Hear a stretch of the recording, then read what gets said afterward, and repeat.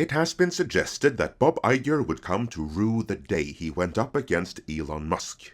Well, that day has now come, because not only is awareness spreading that Elon is teaming up with Nelson Peltz, he is also funding Gina Carano's lawsuit against Disney. Just what Iger needed ahead of tomorrow's earnings call.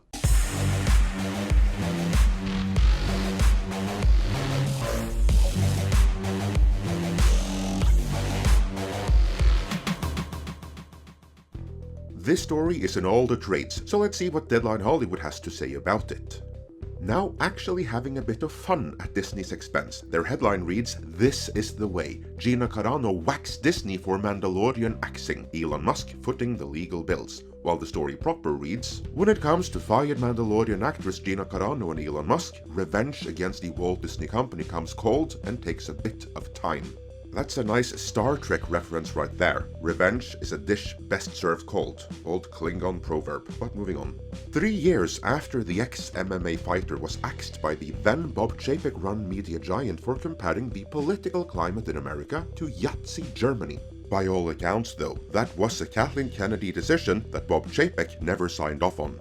Carano today is suing Disney and Star Wars shingle Lucasfilm for dropping her from the Bounty Hunter series, and the ex-Tesla owner is paying for her lawyers. A short time ago, in a galaxy not so far away, defendants made it clear that only one orthodoxy in thought, speech, or action was acceptable in their empire, and that those who dared to question or failed to fully comply would not be tolerated. The jury trial-seeking complaint filed this morning in federal court says, with some Star Wars lingo tossed in for effect. And so it was with Carano. The action continues.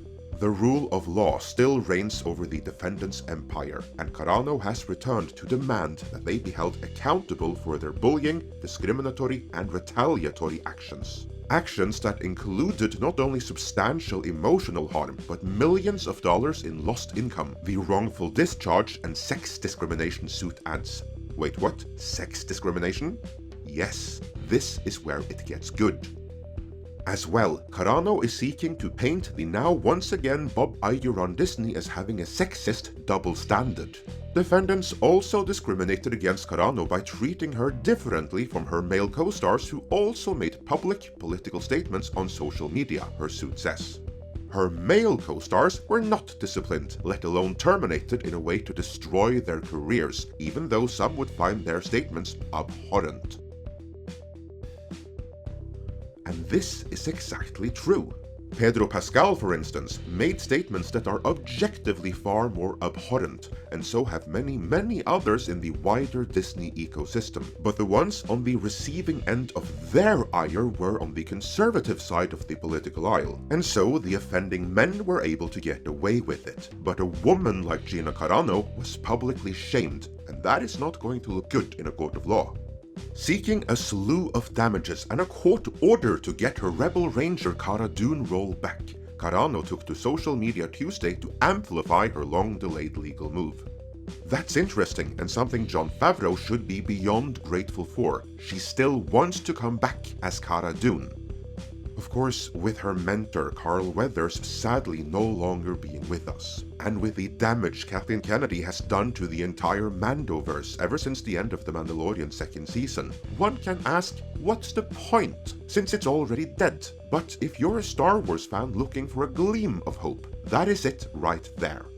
With the right public apology, a handing over of cash, and a return to her role, which would be very humiliating to Kathleen Kennedy, Disney does have a way out of this, but not without eating a ton of crow in the process.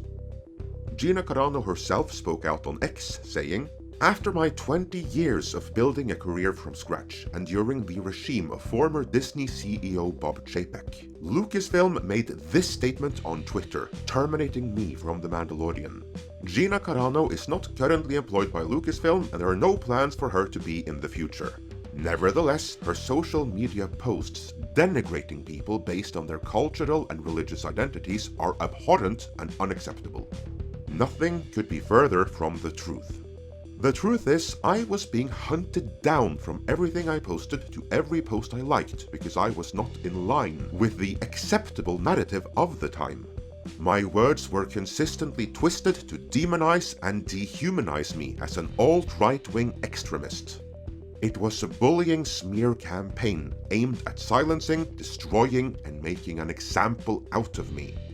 The thing is, I never even used aggressive language. I shared thought-provoking quotes, pictures, memes, and occasionally used my own words, not with aggression, but with respect and the occasional comedy to keep the mood light in dark times. Look with your own eyes at what I posted and ask yourself, for example, where did I compare Republicans to the Jewish people in the Holocaust? I didn't. Ask yourself why they were calling me a racist. Was there any merit behind that or history of it whatsoever? No. Look at why I was called a transphobe. For making droid noises from Star Wars? Beep Bop Boop was obviously directed to the online bullies and did not in any way denigrate transgender people. Were my questions about masks, lockdowns, and forced vaccines okay to ask and push the subject into the light? Should we have been allowed to publicly discuss those topics at the time without being harassed or censored? Absolutely. Hollywood says they support female representation and equal rights. Why then were my male co-stars permitted to speak without harassment and re-education courses or termination, but I was not afforded the same right to exercise my freedom of speech? Artists do not sign away our rights as American citizens when we enter into employment. I have spoken to all my co-stars since I was fired, and there is nothing but care and kind words between us.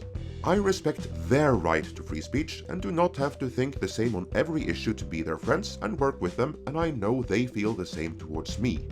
A couple of months ago, Elon Musk tweeted that if you had been fired from using the platform for exercising your right to free speech, he would like to offer these people legal representation. Quite the noble offer, but never in my wildest dreams would I have thought anyone would take on my case against Lucasfilm and Disney.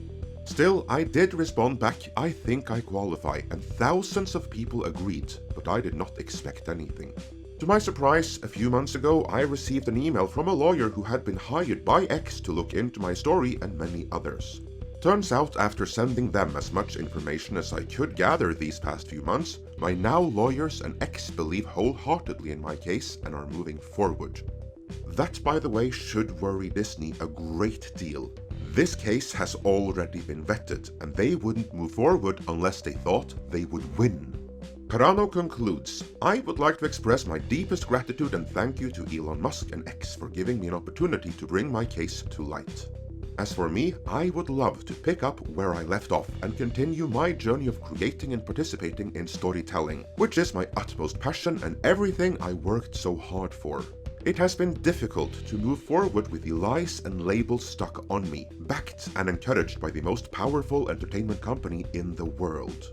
I am grateful someone has come to my defense in such a powerful way and look forward to clearing my name.